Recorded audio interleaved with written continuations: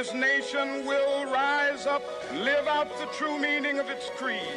We hold these truths to be self-evident, that all men are created equal.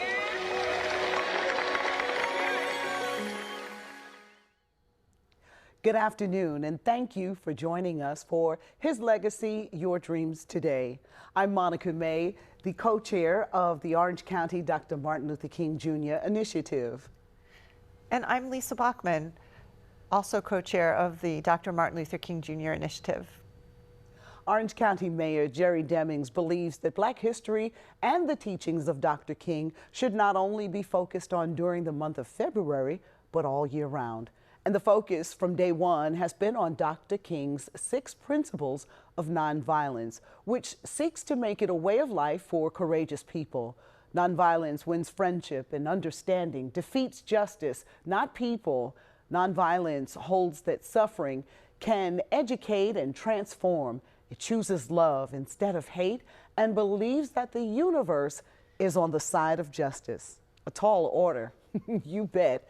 That's why our 4 committees, education and literacy, diversity and inclusion, community engagement, and our marketing team have decided to volunteer year-round, and we're going into our 2nd year to keep Dr. King's dream alive throughout Orange County. And we do so with events like today's Lunch and Learn, His Legacy, Your Dreams Today, featuring former NFL player Doug Williams. But before we get to Doug, let's hear from our Orange County Mayor, Jerry Demings.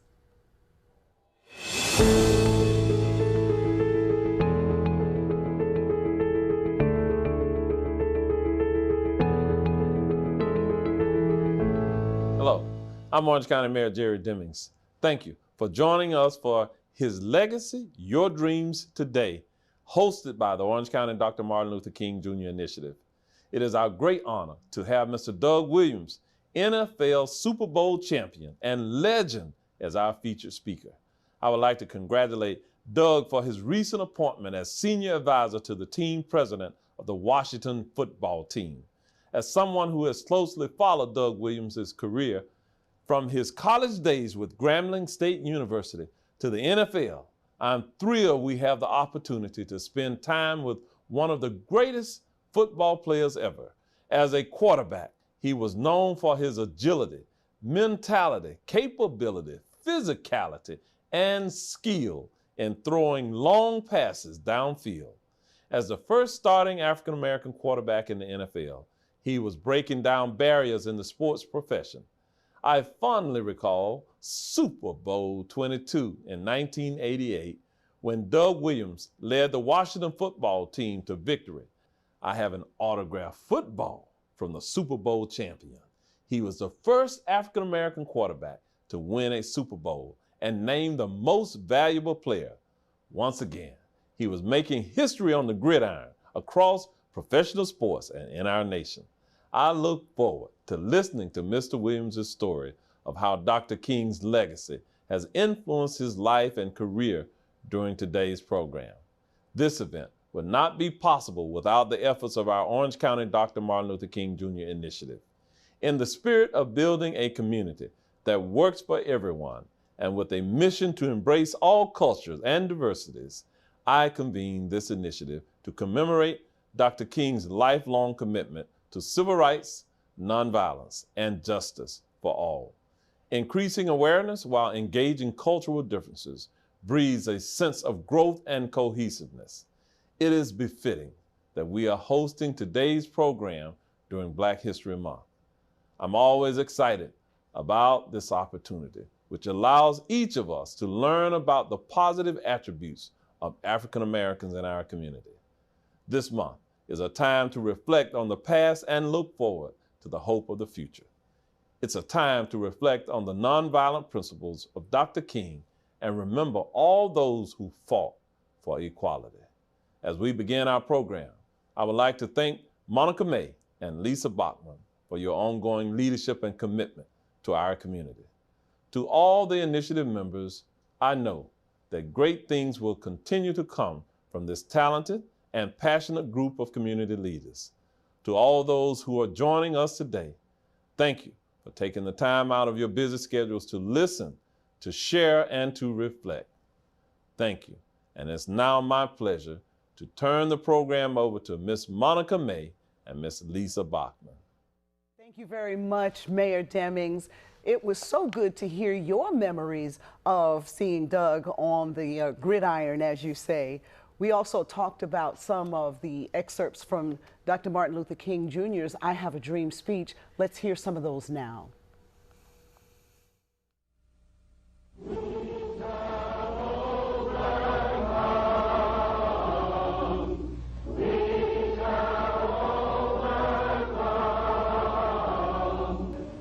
At this time, I have the honor to present to you the moral leader of our nation. I have the pleasure to present to you Dr. Martin Luther King, Jr.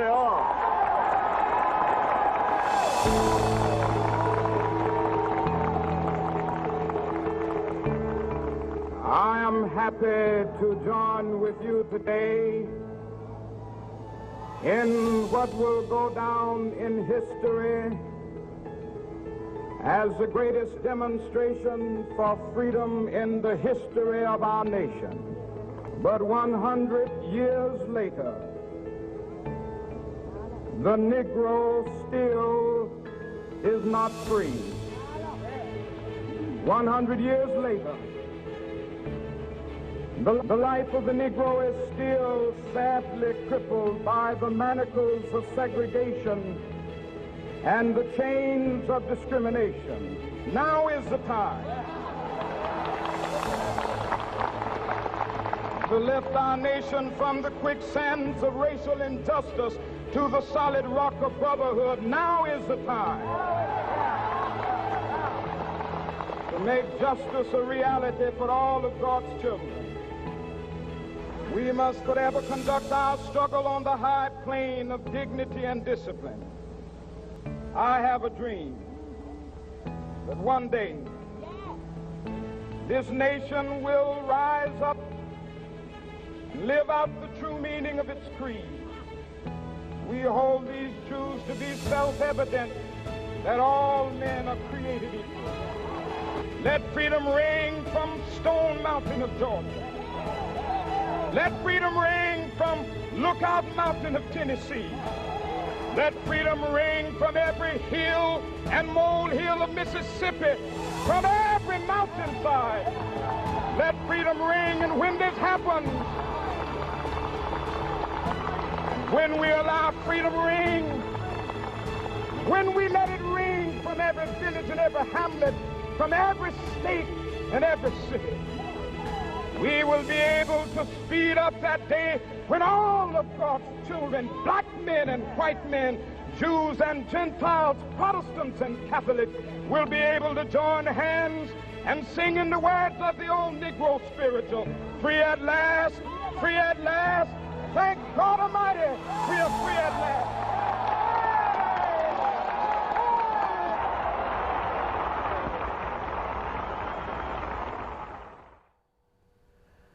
And now, almost 60 years later, Lisa, we are in the throes of George Floyd. We are in the throes of Breonna Taylor. So much more work needs to be done. The wonderful exhibit that you all have over at the Holocaust on just the emotions after the death of George Floyd has been getting an incredible response. We've had hundreds of people come out to see it. Everybody is wondering, what can I do? And we all have to keep working hard, and we all have to take Dr. King's words to heart and keep going. And realize to not stop dreaming. Wow. Never. Well, we want to encourage you to participate. If you have something to ask, for instance, once Doug and Lisa get finished with their Q&A, come on and chime in. You can put it in the chat, and Lisa and Doug will make sure to get to it. We have some really great community leaders, as Mayor Demings alluded to, volunteering on this initiative, like Tanisha Gary, the chair of the African American Chamber of Commerce. She's the one who heads up the diversity and inclusion team for the initiative, and attorney Charles Hawkins, who is one of the volunteers on that team as well. Charles is the founder of his own law firm specializing in contracts and governmental law. He has worked with mayors Bill Frederick and Glenda Hood. He's even been counsel to Universal Studios. He's here now to introduce this afternoon's guest speaker. Charles?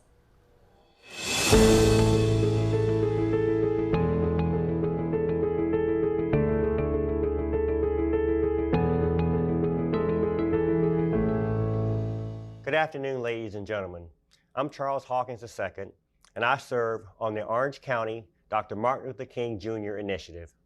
Today, I have the distinct honor of introducing our keynote speaker, Doug Williams, who is a true African-American trailblazer. Doug was born on August 9, 1955 in Zachary, Louisiana. During his youth, he excelled in numerous sports, including baseball, basketball, and football. In 1974, Doug entered Grambling State University, where he played quarterback under legendary football coach Eddie Robinson. As a collegiate, Doug led the Tigers to 3 Southwestern Athletic Conference titles and was named the Black College Player of the Year twice. As a senior, he placed 4th in the Heisman Trophy balloting. In 1978, Doug was drafted by the NFL's Tampa Bay Buccaneers. He was the first African-American quarterback to be drafted in the first round. In his 5 years with the Bucs, Doug led the team to 3 playoff appearances, including to the 1979 NFC Championship game. After leaving Tampa, Doug went to the Oklahoma Outlaws of the United States Football League. In 1987, he joined the NFL's Washington Redskins as a backup quarterback.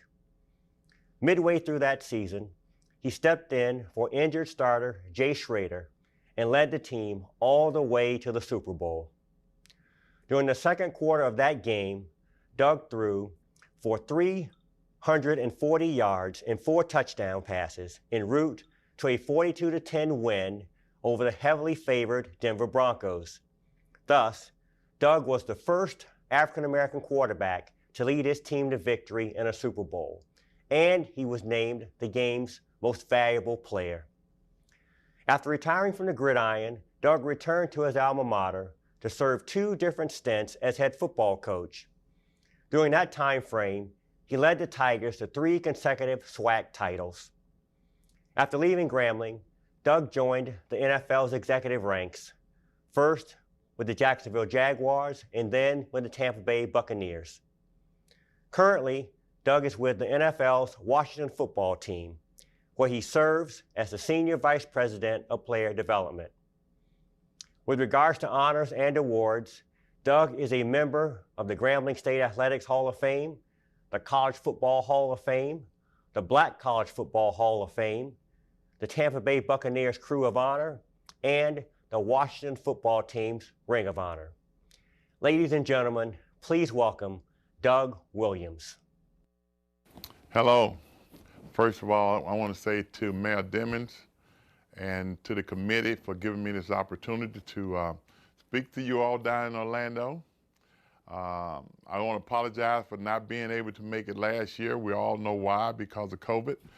Can't make it this year for the same reason, but I am here today and talking about one of the greatest individuals who ever lived, and that's Dr. Martin Luther King. And one of the reasons why I'm standing here today is because of Dr. Martin Luther King. As a young black man, a young black boy growing up in Louisiana, I was old enough to remember the first civil rights movement, wasn't old enough to get involved in it. Where I lived, one of the grand wizards of the Ku Klux Klan was about 35 miles from me. So we grew up in fear sometimes. You know, our parents made sure that we were safe. Used to always tell us, don't go out at night. Don't walk the highway at night because you don't know what's going to happen. But then when you think about one brave soul, one man, Dr. Martin Luther King was willing to give his life to make things a lot better for all of us. And he certainly has made it a lot better for me. For me to be standing here today, he gave me the opportunity to be here, to get an opportunity to do what I've done all my life, participate in sports.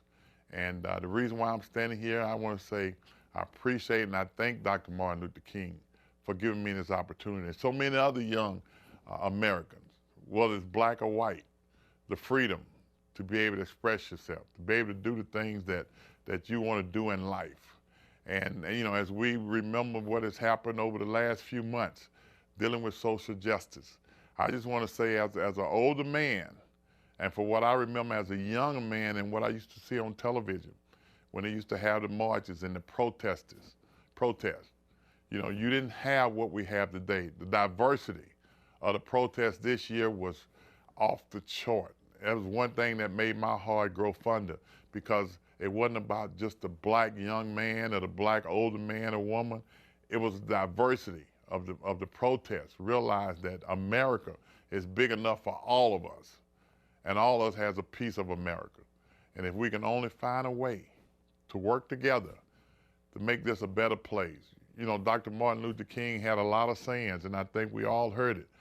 You know, darkness can't run out darkness. Hate would never run out hate. Only love will run out of hate, and only light will run darkness out. And then that means we got to be able to work together. We got to be able to live together. We got to be able to get along together.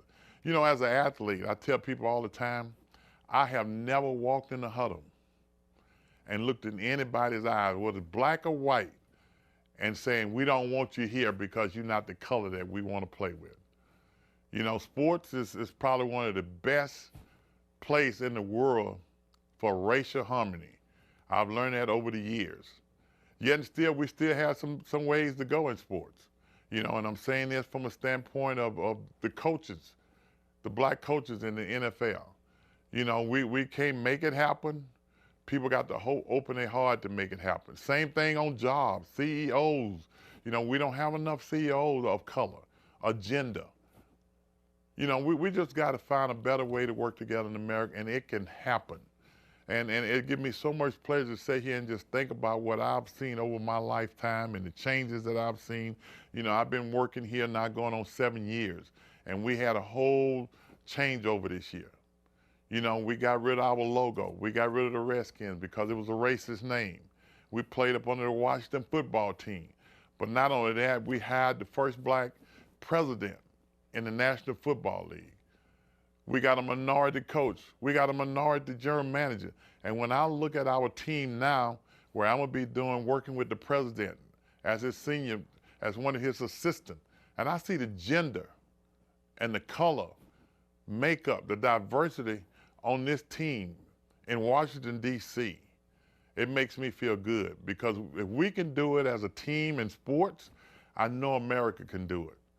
We just got to put it in our mind and our heart to make it happen.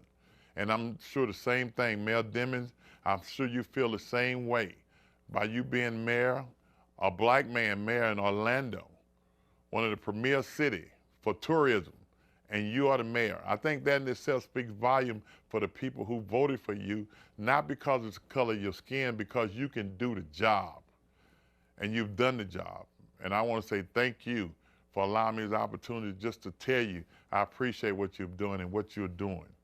But I just want everybody to just say to themselves, we're going to make things a lot better in this world. You do your part, I do my part, and if everybody do what's supposed to be done and you would do it right, we all find a way to live together.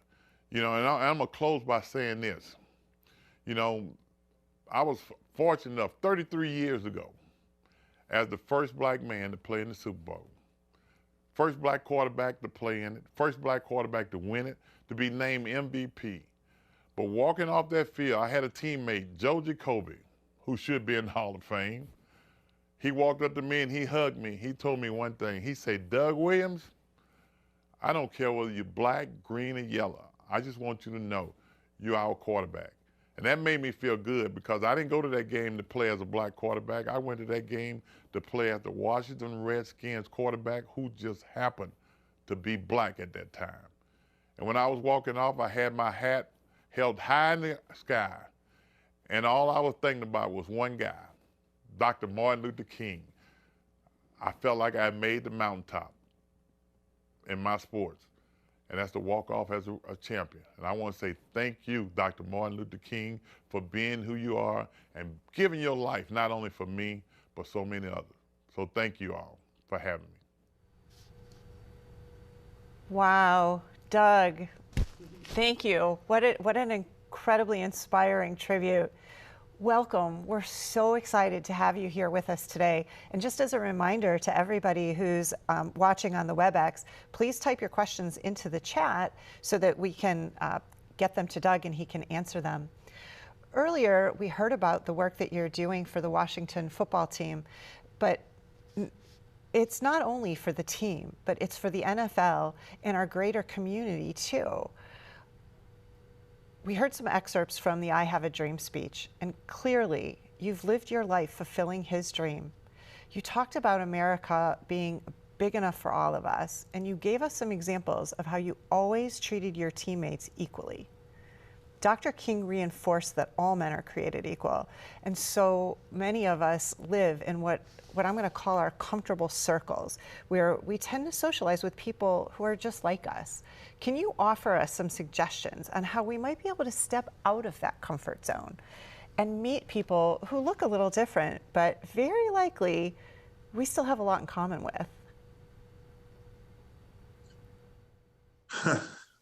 I tell you, when I listen to him and I just think about all the opportunities that are out there, not only for a color, but for gender and everybody. That's what Martin Luther King stood for.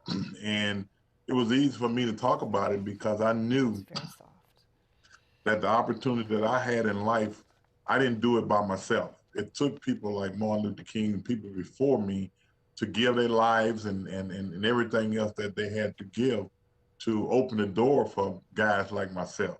And it's hard not to sit back and think about Martin Luther King and the John Lewises and everybody else that came before us. Yeah. And to be on here today and getting this opportunity just to recognition of Dr. Martin Luther King for what he done for me, and to see everybody understand that he's the guy that we need in our life today. And we keep going back, and it's unfortunate that he had to lose his life for what he was doing that was right for justice and for everybody of color. It doesn't matter what color he was to Martin Luther King. It was about being fair and the equality of the individual. I wish that America would think about, as a whole, not just during Black History Month, but every day, because that's who we are, America. And we've been here from the inception of America. And I think it's important that we recognize that and we work together, find a way to work together, because I think that's the only way we're going to continue to be what we are. I think that's so important. And, one of my favorite monikers, you also mentioned John Lewis, is, boy, I sure love to get into some good trouble. That's something we've got to keep doing. Ain't nothing like good trouble. That's right. That's right. Let me pass along a question from Michelle. She wants to know what advice you have for individuals who want to incorporate diversity and inclusion into the professional workplace. Clearly, that's something that you've done with the Washington football team. I mean, what an accomplishment to get the name changed. I get a chance to talk to a lot of young people, men and women who wants an opportunity to get into the professional ranks. I'm from a job standpoint, and I can sit here and say, we was fortunate enough to hire a guy by the name of Jason Wright, who is the first Black president of any NFL football team. And I know what his whole objective is to be diverse. And he has done a tremendous job of diversity with our organization. It's gonna take, we can wanna get there, but the opportunity has to be given by the people who are in charge. And unfortunately, when you look at the National Football League, there's 32 teams. And all 32 teams are either owned by somebody that are not of color. And their heart has to be open enough to give a person an opportunity, because life is about an opportunity. You're not asking for a handout. All you want is an opportunity like everybody else gets. And if you look around this league, A lot of coaches and a lot of general managers and a lot of other people have been rehashed to other places, to other teams, and people of color not getting those chances that we only ask for, and that is just give us a chance and an opportunity to succeed like everybody else has. Thank you. I agree that we do need to take advantage of those opportunities. You're absolutely right. What advice can you give to some of the coaches that are out there? You know, you don't necessarily have to be coaching a sport in order to be a coach. There are so many people who are out there mentoring. You talked about those opportunities. Can you elaborate on that and provide some advice to some of the coaches that are out there? Well, you know what? I was fortunate enough to play for a guy by the name of Eddie Robinson. And I used to go and hear Coach speak all the time. And one of the things that he always said was, no man, and I'm sure today with the ladies getting into coaching, no man or lady is too good to coach the American youth. And I'm saying that from a standpoint is, you know, when you're dealing with the young people out there today and you give a lending hand, because I know I got started because my oldest brother was my first coach. Somewhere along the line, somebody has to help you. And you don't understand the impact that you have in coaching a young guy until you do it. I know I had a chance to coach high school.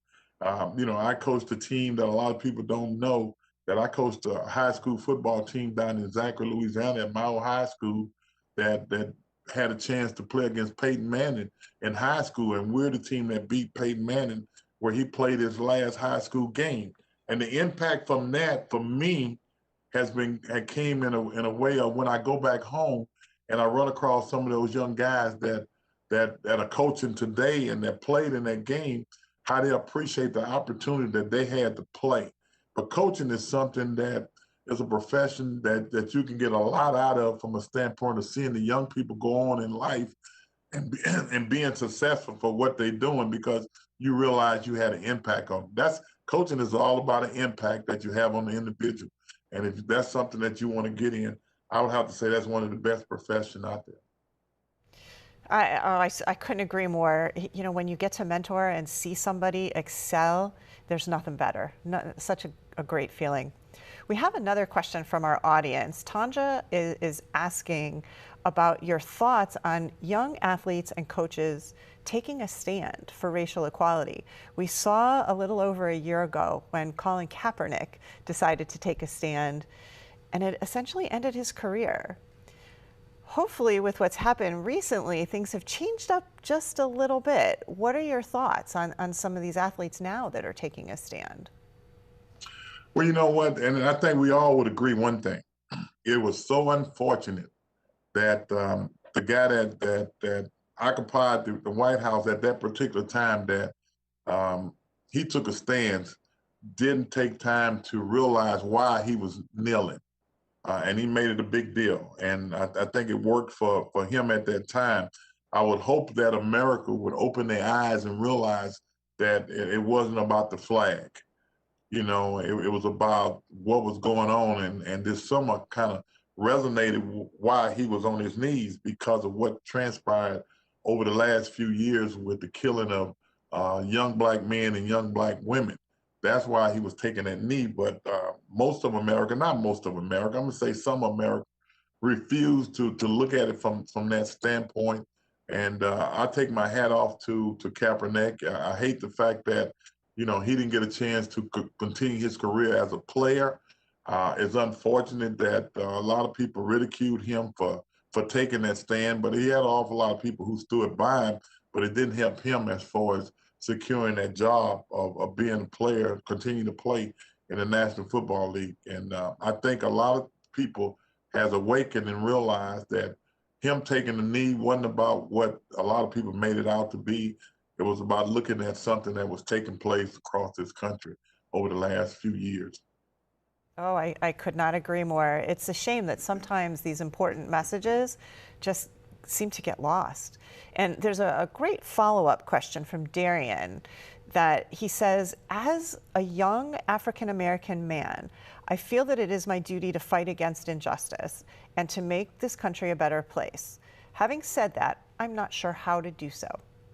He would like to know what are some ways that he can join the fight to make our country a better place. How to unify? I can say this. It's not going to unify with just Black people alone, and you got to be straightforward. That this past year, some of the protests, I was very, very satisfied with it. Most of the protests because it was so diverse. And I think a lot of people has awakened and realized that America is big enough for all of us. And as Black folks, we're going to be here. And I think from a diversity standpoint, they realize that. And until we all engage in what's best for America, for Black and white, got to join together to make it happen. And I think we traveling along that road. When you see what happened in Georgia with the two elected officials, I think a lot of things happened there, and they realized that, this country needs to be going in the right direction. And the only way it's going to happen, it's not going to be just Black alone. We got to join hands. Like Martin Luther King said, we got to be able to join hands and make things work the way it should work in America. Thank you. You're so right. We absolutely have to find that way to join hands. You mentioned earlier that you lived close to members of the KKK. I cannot even imagine the fear that was in the hearts of your parents.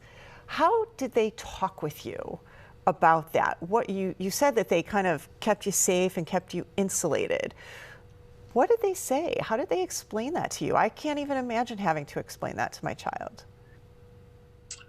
Well, at this stage of my life, at my age, I hate to even mention the fact that, that our parents knew the place that we should be in. We knew our place, per se, because of what was going on. And I hate to say that, but it is what it is. It's not like that today, but, growing up, it was kind of a terrifying situation for the young people within that area of town for us.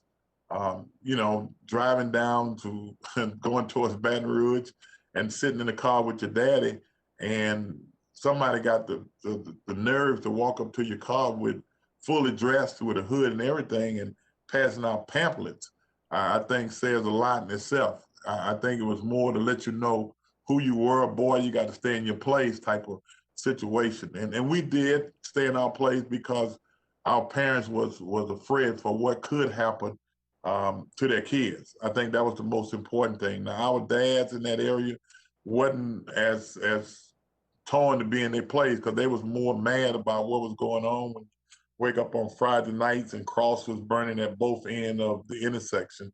It wasn't a good feeling, but we made it through. We knew what we was dealing with. And as I look back now and think about it, I'm just glad that my brothers and sisters and all the people in the neighborhood was able to understand what we was dealing with and made it out and realize that we could do something and to make America a lot better than what it is. And that's to talk about it. And hopefully we can get people to join in with us to understand where we're coming from. I just, that fear just to me sounds so incredibly overwhelming. Can you talk for a minute about how do you deal with that fear? I'm sure that you've come across that in so many different situations. When you see the crosses burning, when somebody approaches your car with the hood on, what do you do inside of yourself to overcome that fear? Well, it was fear. The first way to handle it is, my dad used to always tell us, don't be anywhere where they don't want you to be. we learned that quickly, and I was old enough to drive up to a hamburger stand where they still had a sign that they had painted over where they said white only, and that was something hard to believe when you're 12 and 13 years old that a sign was still there. But it's all about living in fear, and you grow up, and I played baseball with a team, and I was 18 years old. And when some names was called out in Denver Springs, some of the names that was called to a young 18-year-old playing baseball, being the only two blacks was playing, it was something that you didn't expect. But you realize that where we lived, who lived close to us, David Duke was like 35 miles from my hometown, and we was just so happened to be in Denver Spring, Louisiana, playing baseball, and that's where he's from. And it's unfortunate that had to happen, and playing with a team of all white boys, and they heard it, and some of them didn't like it, and they kind of protected us from that type of talk and everything. But it's about living in fear, and I think today times have changed, and we got to find a way, even to what's taking place today. What took place at the Capitol. It's about fear, and I think we got to find a way not to be able to live in fear and to be able to overcome it. And I think we're getting there, but we got to do it from a diverse standpoint to get everybody else on the side to understand that's not what America is all about. Absolutely. And clearly you found a way to step out of your fears, because you made it. You described earlier the mountaintop. You got there. Can you talk about some of the hard work that you put in during your childhood and college? How did you beat the odds? You got there. Well, I always say from which I came. And, you see me today on the screen, and you look at Doug Williams as being the first black quarterback to play in the Super Bowl, MVP. All that is good. But every day I wake up, I realize where I come from. I was 14 years old before we had running water, and I wasn't the oldest one in the household. I was the third youngest out of 8. So I had 5 other older siblings. So when you think about growing up with no water in the household and the things that you had to do in order to make it, our parents went to work every day. Didn't see my mom in the morning, didn't see my dad in the morning before we went to school because they had to go to work. So, but you had to get up and do what you had to do. You had to feed the hogs, you had to feed the chickens, and you had to for some of you older folks out there would understand this, you had to take the slop jar out to the outhouse. And, people used to always say, how your arm gets strong, because I had the job of taking the slop jar out, and I had to hold my arm straight out because I didn't want anything to splash on me. But as the days stand now, when I look back on it, I appreciate it because I come from humble beginnings. My mom used to always tell us that if you didn't put yourself up so high, you wouldn't have that far to fall. And I never forgot that, because where I am today is I want to be in a place today where I don't want to go back to yesterday, and to make sure my kids don't go back. But I do appreciate how I grew up, because I appreciate where I am today. And I think that's what we have to do as a people, is remember where you come from in order to knowing where you're going and where you want to be. Yep, we have an expression in our family that the only time you look back is to realize how far you've come.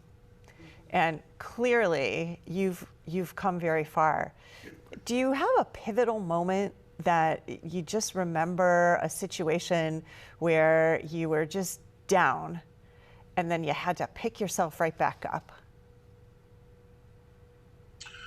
Well, I've had a few down times. I think the biggest down I had was in 1983 when my college sweetheart passed away, and we had a five-month-old baby girl.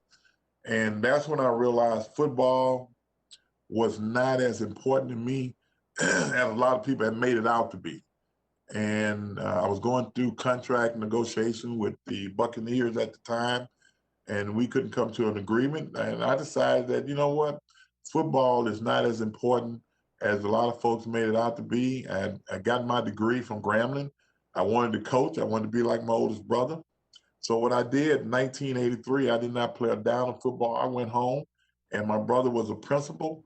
So I went to a middle school every day and substitute taught every day. And that's something I say, if I don't ever play football again, it would have been all right with me, because I would have gotten an opportunity to do what I always wanted to do, and that was to be a high school coach like my oldest brother. But that was probably the toughest time that I had to deal with basically in my life.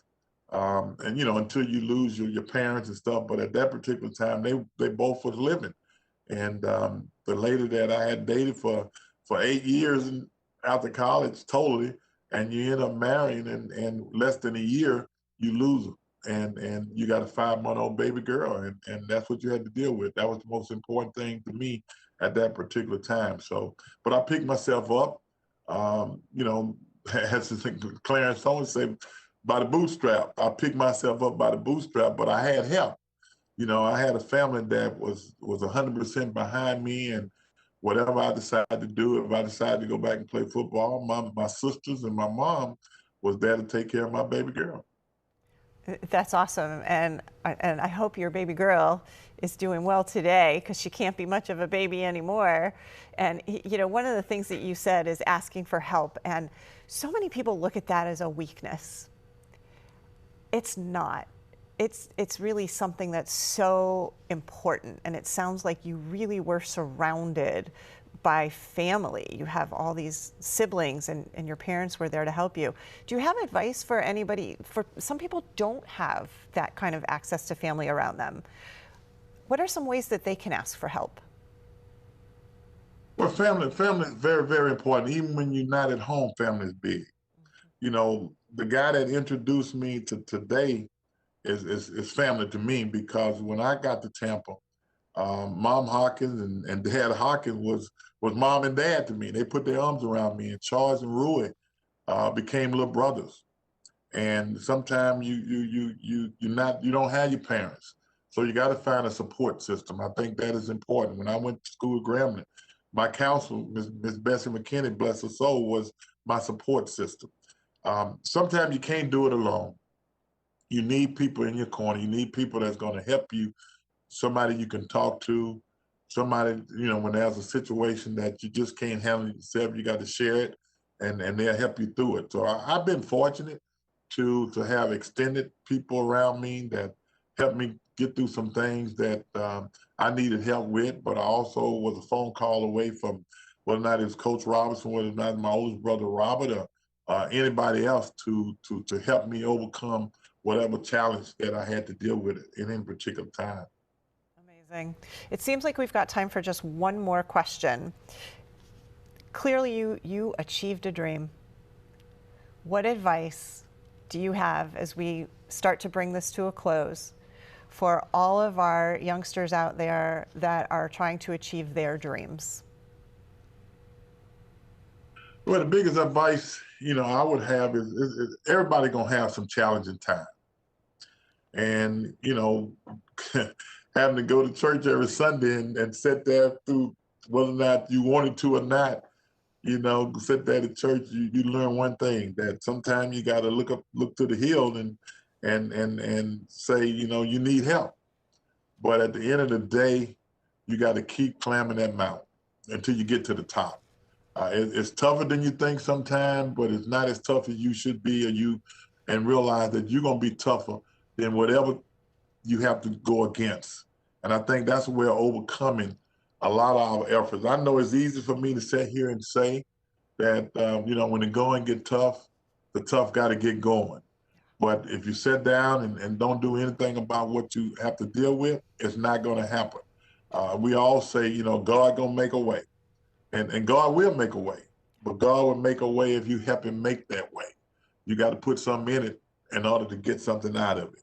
You just can't sit back and expect for things to just happen because you say that the good Lord gonna make a way for us. Wow. Thank you, Doug. I know how inspired I am, and I can only imagine all of the people that are in our audience today. You've shared some really incredible wisdom, clearly very much in line with everything that Dr. King said. I know that I'm ready to go out there and make some more good trouble. I'm going to turn the program back over to Monica now. Wow, you all did phenomenal. Thank you so much, Doug. So inspired by all of your comments, and Lisa, you nailed it. And thank you very much to our audience for just fielding the questions to Lisa as well. Great job, great job, great job. Recognizing that this can't be a one-man band, as I mentioned earlier, there are 4 distinct volunteer groups that we've been telling you about who help Mayor Demings with this endeavor to keep Dr. King's legacy alive for all. And this afternoon's event was brought to life by our diversity and inclusion team. To find out more and perhaps even join in, because we would love to have you working with us, just log on to ocfl.net/MLK.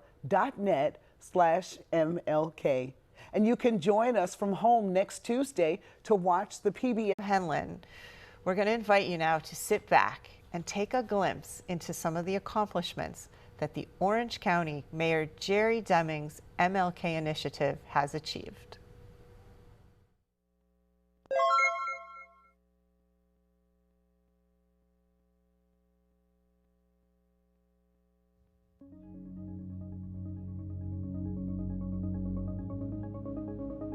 We have a team of individuals that have volunteered to be part of what we call the MLK initiative here in Orange County. This is an opportunity for us to work together collaboratively throughout Orange County.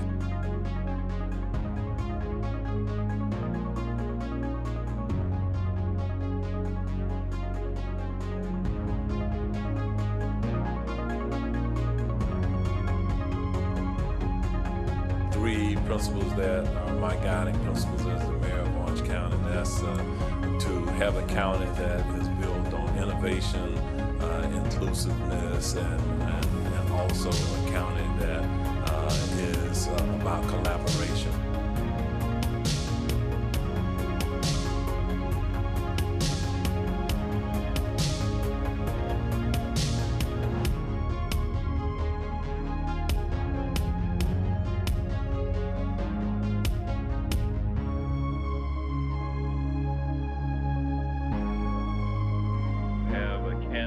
Conversation with our community, given the current state of affairs in America, but in our community in particular, we wanted to convene a meeting of community leaders, elected and otherwise, as well as have a conversation with residents of Orange County regarding the issues related to police-community relations.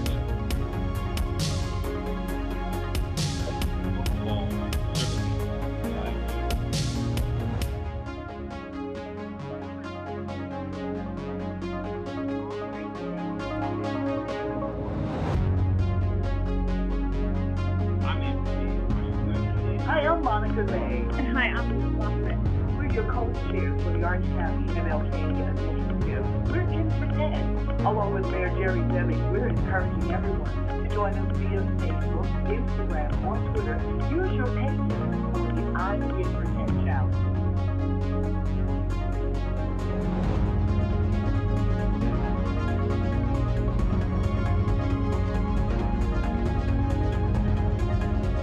City Equity and Inclusion Month means I see you. And you see me. And everyone gets a fair chance. Somos diferentes, pero al final todos somos igual. Diversity, Equity, and Inclusion Month is important because of me, I'm the future.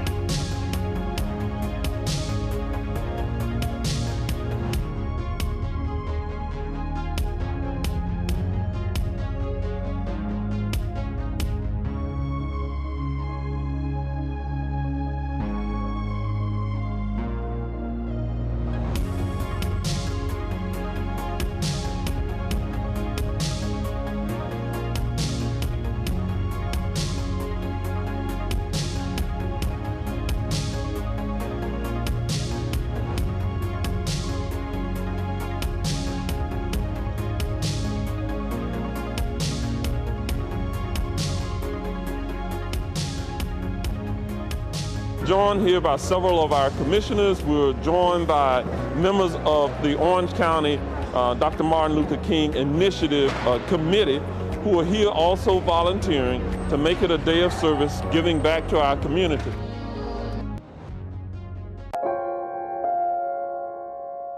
We are here today so that the Mayor's Office and the Mayor's MLK initiative can view our exhibit, which is called Uprooting Prejudice, Faces of Change. The exhibit is absolutely in line with Dr. Martin Luther King Jr.'s values of peaceful protest, of education, and of coming together. You're going to see a series of 45 photographs that were taken in the wake of the death of George Floyd. But they're more than than that story. This is a story of people's responses to racism, to prejudice, to bigotry. Today is an emotional day for me as well as many Americans because of what it signifies in terms of the movement for social justice and civil rights. The Read Across the County Book Initiative is the MLK Initiative's way of bringing literacy to the Head Start children. We know it's so important for the kids to begin reading at an early age, and so we have a really, really fortunate opportunity to be able to read to them. But we take the time out to eat some pie too. I am so thankful.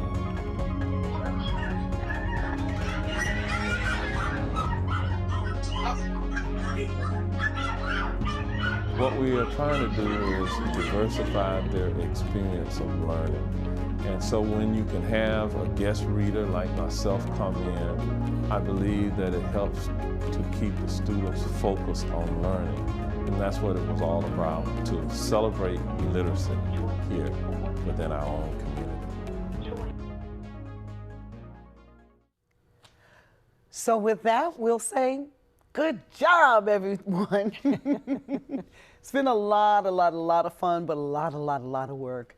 And thank you also to Shally Wong for making sure that this could take place, and from Orange TV, Mike Seif and his team here.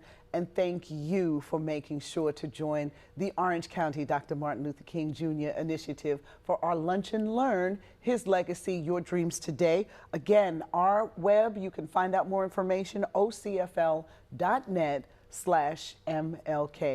Thank you, everyone. Have a great afternoon.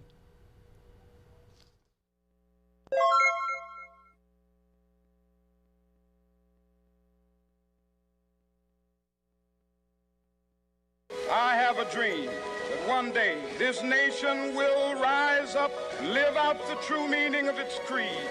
We hold these truths to be self-evident, that all men are created equal.